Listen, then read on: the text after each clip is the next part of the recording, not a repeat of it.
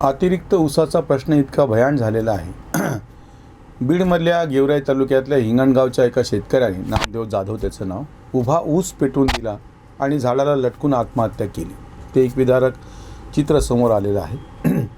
आता मुद्दा असा निर्माण होतो की जो भाग तुलनेनं ऊसाचा म्हणून ओळखला जात नाही असा मराठवाड्याचा पट्टा, त्या ठिकाणी अतिरिक्त ऊस, तुम्ही लक्षात घ्या.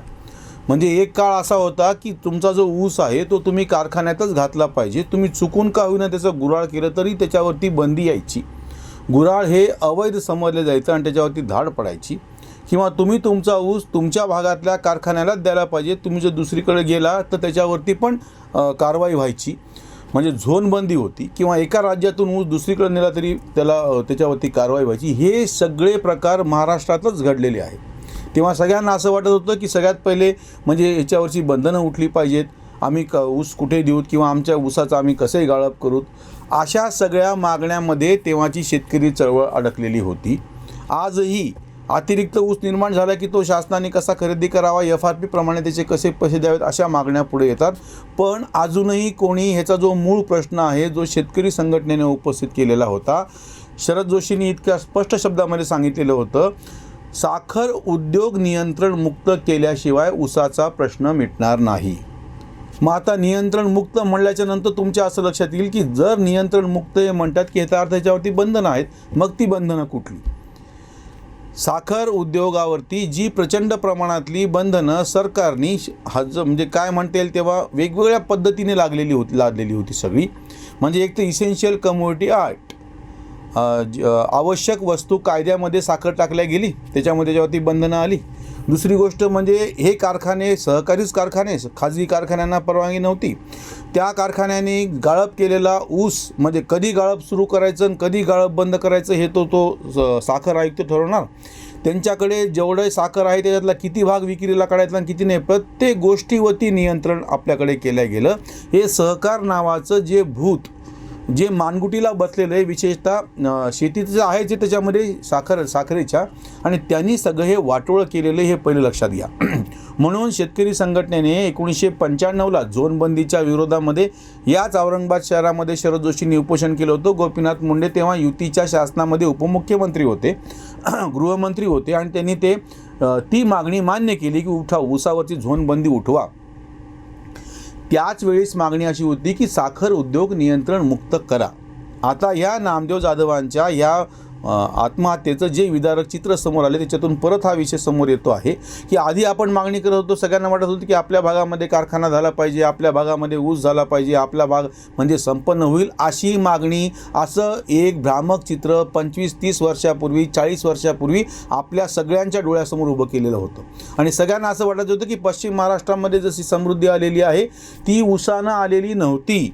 ऊसामुळे त्या ठिकाणच्या जमिनी पूर्णपणे खराब होऊन गेल्या, ते कोणी सांगतात त्या क्षेत्रातले एक्सपर्ट. आणि आता ज्या भागात आत्महत्या झालेली आहे तो भाग ऊसाचा पट्टा नाही. अकोल्यापासून मराठवाड्या संपूर्ण आणि खालचा म्हणजे अकोला, बुलढाणा, त्याच्यानंतर वाशिम, हा जो सगळा पट्टा आहे विदर्भाचा, म्हणजे वराड म्हणतात त्याला, खालचा प्रांत, अमरावतीचा काही भाग, त्याच्यानंतर संपूर्ण मराठवाडा जवळपास आणि खालचा सोलापूरचा लागून भाग, याला सगळ्याला ब्लॅक कॉटन सॉईल म्हणतात. हा ऊसाचा पट्टा नाही आहे.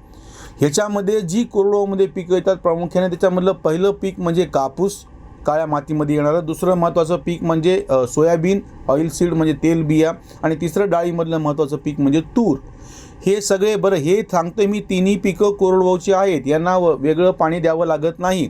पावसाच्या पाण्यावरती येणारी ही पिकं आहेत. त्याच्यामुळं आपल्याकडं जे हे डाव्यांनी जे केलं होतं ना खेळ, पाण्याची पिकं, पाणी नसणारी पिकं, नगदी पिकं आणि फुकट पिकं, हे जे सगळा तुमच्या डोळ्यासमोर जो भ्रम उभा केला जातो ना, तो पूर्ण बाजूला ठेवून ह्या ठिकाणी जी 3 पिकं घेतली जात होती, कोरडवाहूची पिकं घेतली जात होती, त्यांची उपेक्षा झाली. म्हणजे पहिला जो मुद्दा समोर येतो साखरेच्या निमित्तानं, साखर उद्योग नियंत्रण मुक्त करा, त्याच्यावरती तर आपण बोलूच यात. पण तुम्हाला त्या ठिकाणची जी पारंपरिक पिकं होती त्यांची पहिले तुम्ही वाट लावली. म्हणजे अगदी आत्ताची घटना आहे, सोयाबीन पेंड आयात करायचा निर्णय घेऊन सोयाबीनचे भाव कसे पाडण्याचं षडयंत्र रचलं गेलं. कापसाच्या बाबतीमध्येही निर्यात बंदी लादावी आणि 10,000च्या पुढे गेलेला भाव कसा कमी करावा. वस्त्रोद्योग सगळ्या पूर्ण त्या लॉबीने दबाव आणलेला होता. डाळीच्या बाबतीमध्ये 4 वर्षापूर्वीचं आपल्या सगळ्यांनी भयानक चित्र बघितलेलं आहे की जेव्हा डाळीचे भाव वाढलेले होते, नंतर योगायोगानं पुढच्या वेळेस पाणी चांगलं झालं, उशिरापर्यंत तूर शेतामध्ये राहिली, तुरीचं उत्पादन अतिरिक्त झालं, डाळीचंच एकूणच सगळ्या. आणि ही तूर खरेदी करण्यासाठी शासनाकडे रांगा लावाव्या लागल्या शेतकऱ्याला, आणि 55 रुपयेसुद्धा किलोला भाव किमान त्यांनी जो दिलेला होता तो सरकार देऊ शकलेलं नाही. म्हणून सगळ्यात पहिली जी मागणी आम्ही समोर ठेवतो आहोत, साखर उद्योग नियंत्रणमुक्त करा. ही तर मागणी फक्त साखरेपुरती झाली. पहिली गोष्ट म्हणजे शेतमालाचाच व्यापार सगळा खुला करा, शेतमालाची बाजारपेठ खुली करा.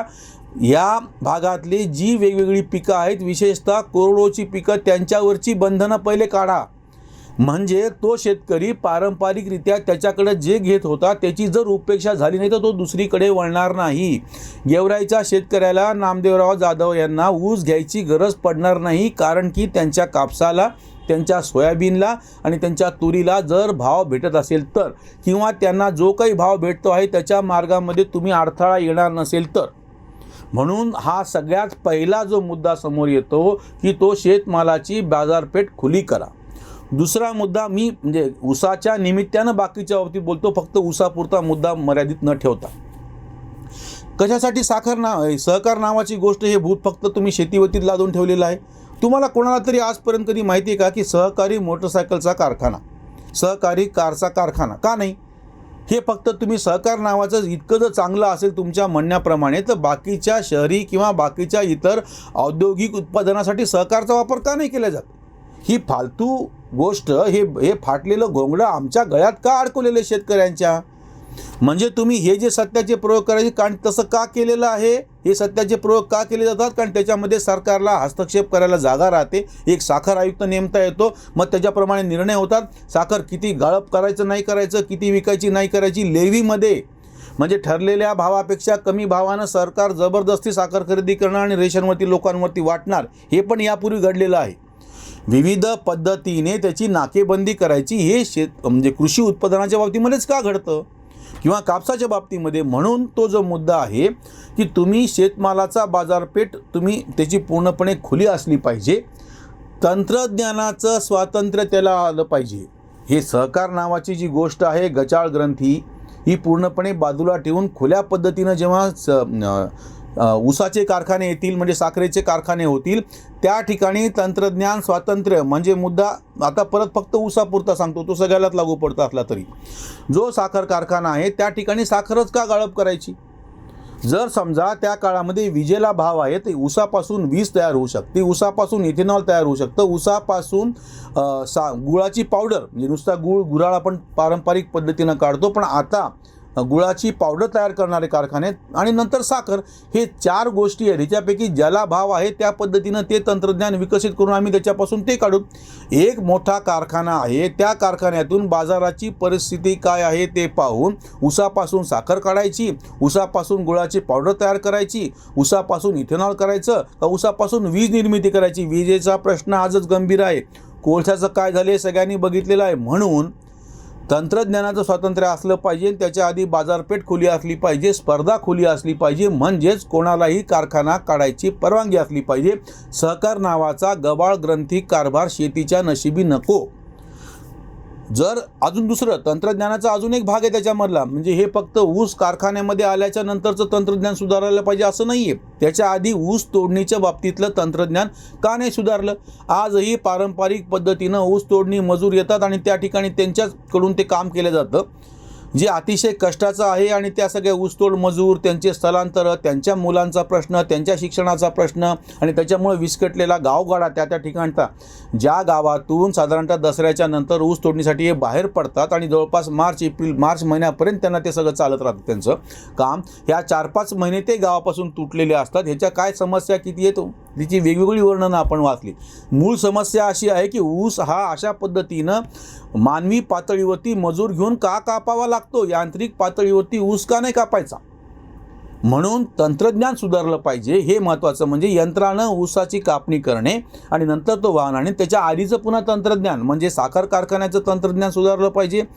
त्याच्यानंतर ऊस तोडणीतलं तंत्रज्ञान सुधारलं पाहिजे. ऊसाचं बेणं तयार करणे, त्याच्यासाठी जे आता जेनेटिकली मॉडिफाईड बियाणे आलेले आहेत त्यांचा वापर करून जास्त पद्धतीनं शुगर पर्सेंटेज ज्याच्यामध्ये असू शकेल असा ऊस तयार करणे किंवा असंख्य गोष्टी.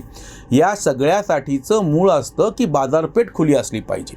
सगळ्या शेतमाला लागू पडतं, हे ऊसालाही लागू पडतं. सहकार नावाचा जो काही कॅन्सर जडलेला आहे तो पहिले बाजूला करा. याच्यातली स्पर्धा खुली असली पाहिजे. शासकीय नियंत्रण सगळं संपलं पाहिजे त्याच्यामधून. आणि महत्त्वाची गोष्ट म्हणजे शेतीविरोधी जे कायदे आहेत ज्याचा एक जाच या ऊसाला पण बसतो आहे, इसेन्शियल कमोडिटी ॲक्ट, आवश्यक वस्तू कायदा, याच्यामध्ये साखर येते, तो रद्द करण्याच्या म्हणजे तो कायदा नाही, त्याच्यामधून शेतमाल वगळण्यासाठी जे कृषी कायदे आले होते ते रद्द करा म्हणून आडमुठपणा केला आणि सरकारला ते कायदे मागे घ्यावे लागले. आज ह्या सगळ्यांनी याचं उत्तर द्यावं. नामदेव जाधव यांच्या आत्महत्येला शेतकरी आंदोलनाच्या बाजूनं जे होते कृषी कायदे रद्द करा म्हणणार ते सगळे जबाबदार आहेत. या सगळ्यांवरती गुन्हे दाखल केले पाहिजेत. महाराष्ट्रामध्ये जेव्हा जेव्हा शेतीविषयक समस्या तयार होते त्याला आता पत्रकार कुठलीही प्रसिद्धी द्यायला तयार नाहीत, कारण की सत्तेमध्ये हे सरकारच शरद पवारांच्या मांडीवर बसलेलं आहे.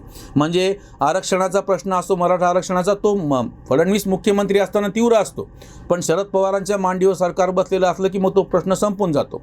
शेतीमालाचा प्रश्न, शेतकऱ्यांची आंदोलनं ही सगळी तेव्हा तीव्र असतात किंवा केंद्राच्या विरोधामध्ये तीव्र असतात, पण महाराष्ट्रातल्या शेतकऱ्यांनी आत्महत्या केली तर पत्रकार चिडीचूप असतात, कारण की हे सरकार शरद पवारांच्या मांडीवरती बसलेलं आहे.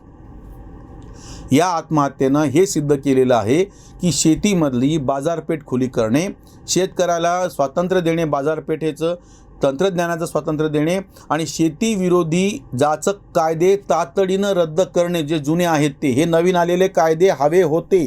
जुने जे कायदे आहेत, जमीन धारणा असो, त्याच्यानंतर जमीन ह्याच्या बाबतीतले जे बाकीचे कायदे आहेत की बाबा हे सगळे रद्द करणे. म्हणजे जमीन धारणा, तुम्हाला तुमच्याकडे किती जमीन असली पाहिजे, शासन जमीन अधिग्रहणाच्या बाबतीतले कायदे आहेत आणि आवश्यक वस्तू कायदे आहेत. म्हणजे शेतीच्या विरोधीतले कायदे पूर्णपणे नष्ट झाले पाहिजेत. शेतकऱ्याला बाजारपेठे स्वतंत्र असले पाहिजे, शेतकऱ्याला तंत्रज्ञान स्वतंत्र असलं पाहिजे. हे असल्याशिवाय शेतीचा प्रश्न सुटणार नाही. एक नाही, आजपर्यंत 5 लाख शेतकऱ्यांनी आत्महत्या केल्या, त्याच्यामधली ही अजून एक आत्महत्या. आणि जर ह्या महाविकास आघाडी सरकारला थोडी जरी लाज वाटत असेल तर त्यांनी सगळ्यात पहिल्यांदा महाराष्ट्रापुरतं तरी साखर उद्योग नियंत्रणमुक्त केला पाहिजे. इथेच थांबूयात. धन्यवाद.